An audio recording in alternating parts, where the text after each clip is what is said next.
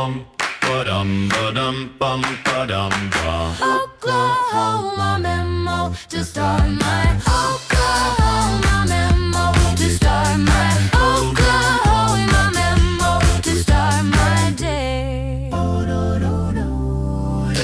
Welcome to the Oklahoma Memo Podcast. My name is Ryan Welton, the founder and curator of your daily local news recap. It's called Oklahoma Memo, and it's beyond a newsletter now. It's a podcast. And I am delighted to be joined by Willie Warren and Coach Mark Dannhoff with the Potawatomi Fire. How are you doing, guys?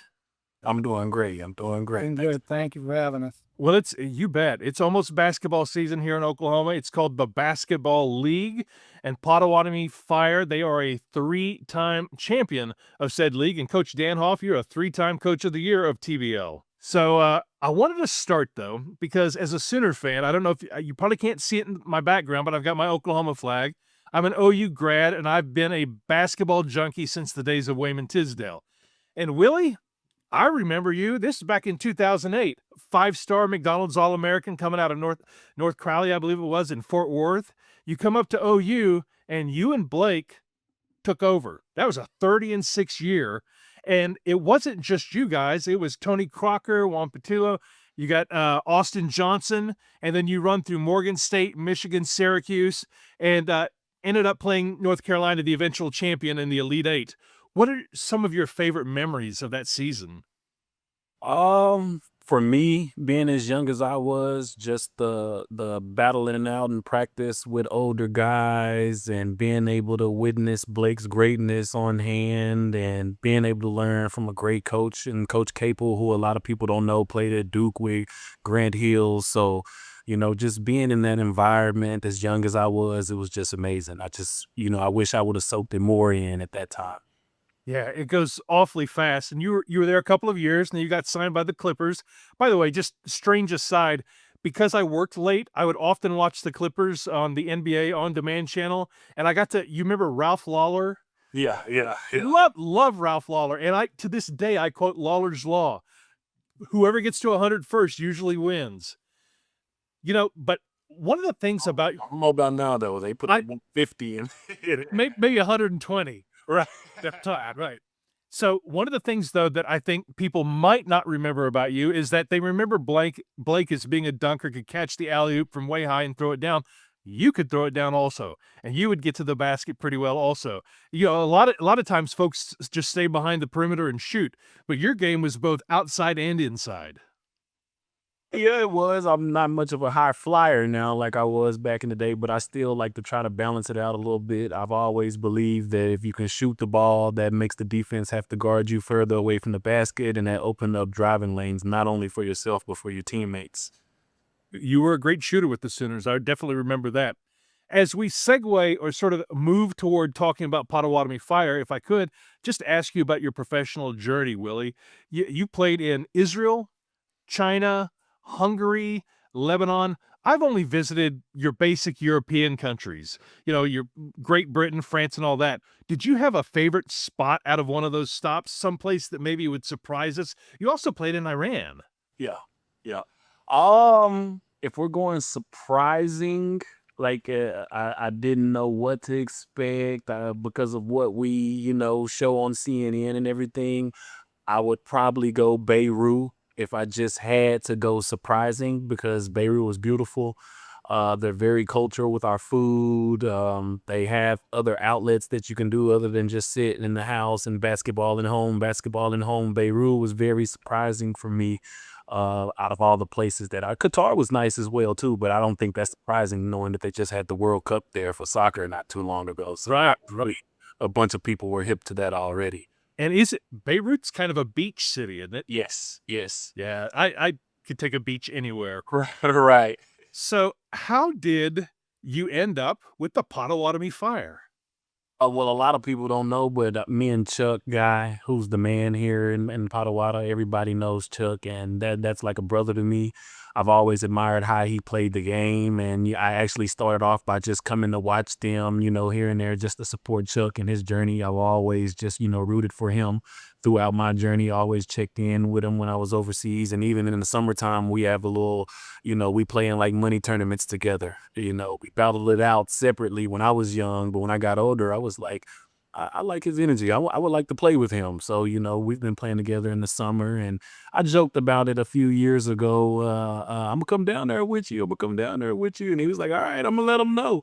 And it started with the TBT last year. And, I really enjoyed the time here with them, really got to see how professional they are here and how they handle and carry themselves here. And I was like, while I'm home and away from the game, going from February to like June, we pray that, we could continue finishing out strong and being with a brother of mine. That's not a bad idea. Yeah, no, it sounds great. And also with a 3-time champion. I mean, you're coming in with the winning team right here. Yes, sir. Yes, sir. Coach Dannhoff, not to leave you out by any means, you're 3-time coach of the year. You guys keep going. I'm enjoying it. I could be self-indulgent and talk to Willie about basketball for about an hour and a half at least. But let's talk about the Potawatomi Fire. Talked about Chuck Guy. Talk about the team that won the title last year. Who's back this year, and what are your expectations? Yeah, I think the biggest thing to be known is that our standards and expectations never change. We have really high standards. We know the expectations that we have for ourselves and what others expect from us here in Shawnee and the Potawatomi Nation. But we have a group of 4 coming back from last year's team, beginning with the guy that Willie mentioned, Chuck Guy, 2-time MVP, Defensive Player of the Year throughout his career. Truly one of the best players to ever play in TBL. He's our leader. He's our captain. He controls the game on the floor. I've been with Chuck now 4 years. I think we can finish each other's sentences. He knows what I'm looking for, and I know what to expect from him. So we're really excited to have Chuck back, obviously. Just a floor general, a leader on and off the court, and a demanding leader when I say that because, they always say you can't demand things from your teammates if you're not going to do them yourself. And he does everything. And there's never a guy who can turn to him. If he says, play defense, he can't turn to him and say, well, you're not playing defense, because he's obviously playing defense. He's sharing the basketball. He's taking quality shots. He's leading his team. So from the start, he's obviously a big step towards, accomplishing our goals for this year as well. Ricky Artis will return, another young man I've had for 4 years now, 3 here at Potawatomi. Just an energy guy, rebounder, runs the floor, does whatever you ask him to do. Excellent defender. He comes up big in big games, and it's just the energy he provides. And his leadership is a little bit different than Chuck. He's a little more quiet. It's a little bit off the court at times, in talking with the younger guys or the new guys. But as always, we love having Ricky here. He's a fan favorite. And then we have 2 guys that have played roles for us in Jay Hedgeman, who will have an expanded role this year. Just a hard worker, does everything we ask him to do at the highest level. Just team first guy. If I need to ask him to do something, he says, whatever's best for the team, coach. And the same with Isaiah Wade. He's the same way. He embraces his role. He's a star in his role. He brings such energy. He's on the glass all the time. He defends, and he can shoot the basketball. I think the majority of his points come off offensive rebounds. I don't know anyone that goes to glass as hard as Isaiah. So you have that core coming back. How do you see Willie fitting in with the team? And do you have any special plans for his skill set? Yeah, absolutely. I mean, if we didn't have plans or didn't feel like he was going to bring something special to the team, we probably wouldn't have brought him on. But, besides Willie's talents, and his abilities as a basketball player, he's an even more impressive person. His professionalism is such a big deal, and I'm always looking for that in all our players when they come here.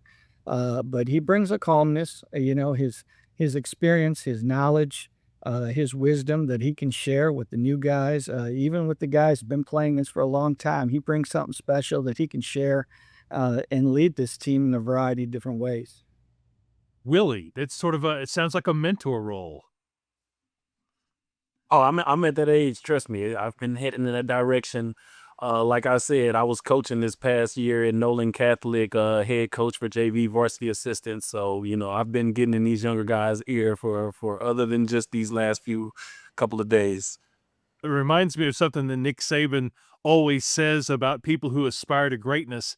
They don't like mediocrity. And that sounds like what you described, Coach and Chuck Guy. And Willie, we already know that about you.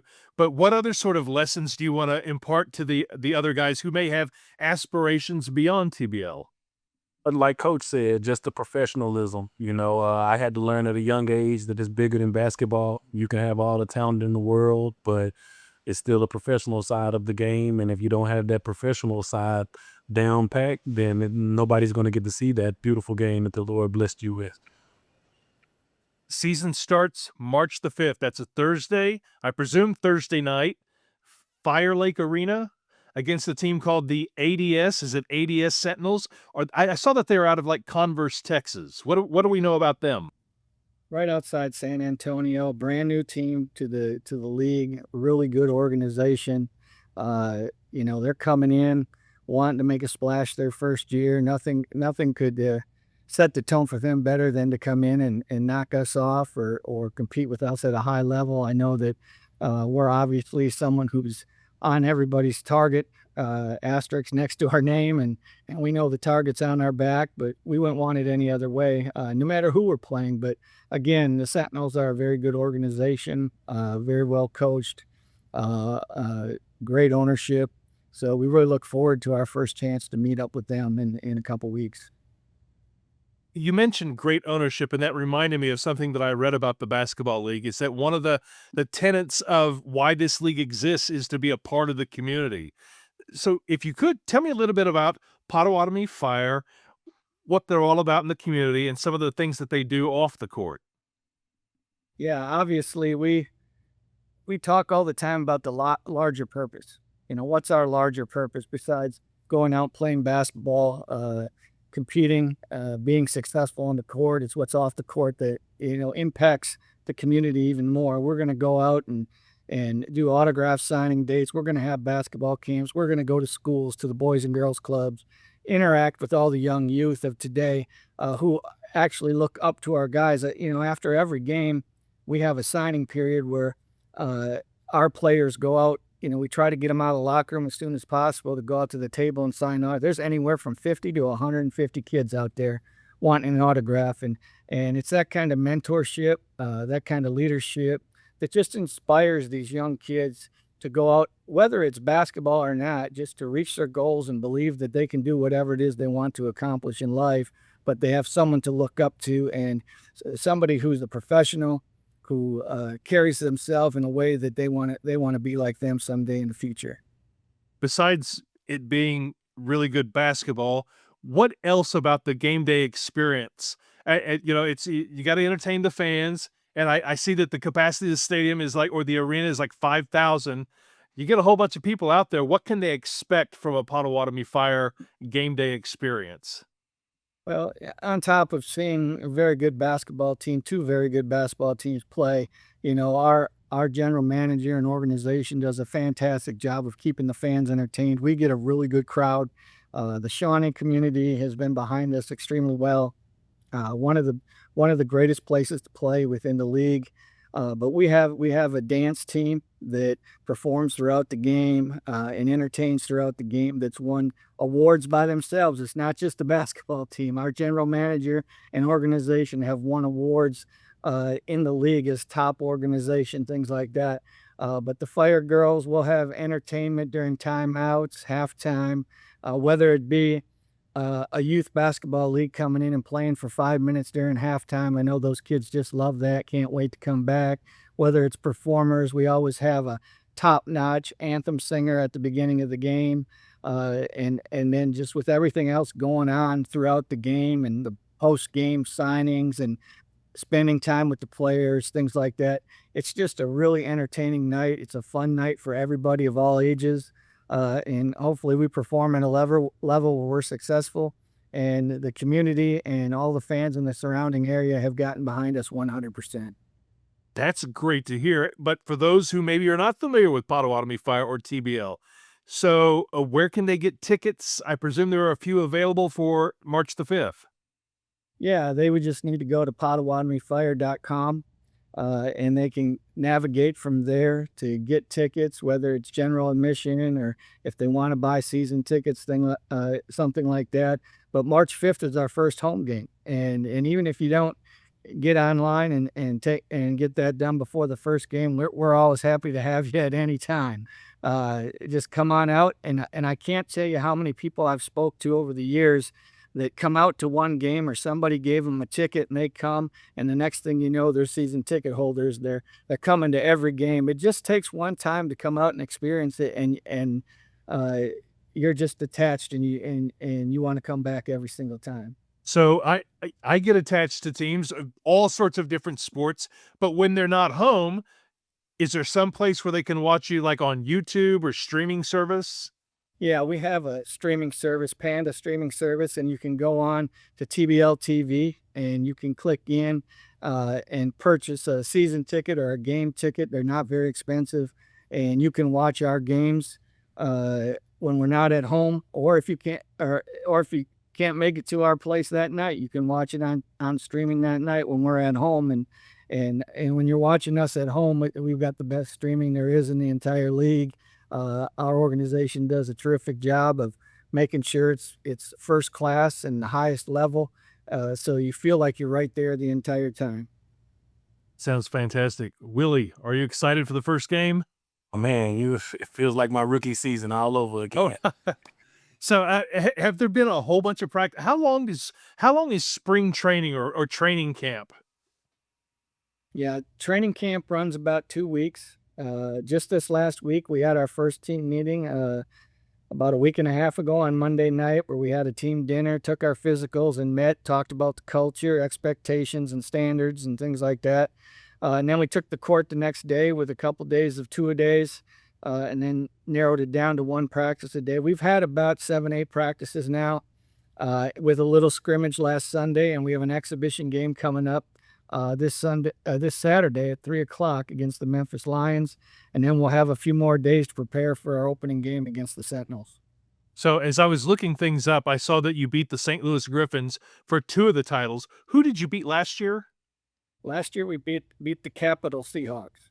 The Capital City. There are a whole bunch of teams, and it's ever changing. I was mentioning before we started talking, there are 3 teams in Oklahoma: Enid and Muskogee. Does that present kind of a natural rivalry? Well, I think so. It's a natural rivalry, especially it's always been that way since Potawatomi joined the league, between us and Enid.